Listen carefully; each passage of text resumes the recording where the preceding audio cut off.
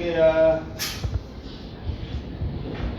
reminder lang, no? Si yung kasama natin na namatay yung father niya, si Raleigh. So, actually, nung last week pa, pero ang bakasyon niya, I think 2018, di ba? So, meron tayong may tutulong, no? Iabot na natin sa kanyang personal, no?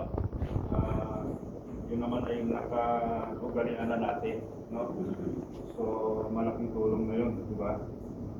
Lalo na siyempre father na yung namatay. So, iramay tayo. Condolence sa okay, yung operation natin, no, tuloy-tuloy, no, very smooth. So, napakaganda dahil din doon sa mga effort na ginagawa nyo, di ba? So, good job and appreciated that, no, na kahit yung management natin ay yung trust nila sa atin ay nandun pa rin, no? Sabi nga ni manager, kahit wala sila dito, pero yung tiwala nila nasa atin na kaya natin gampanan yung trabaho natin. No?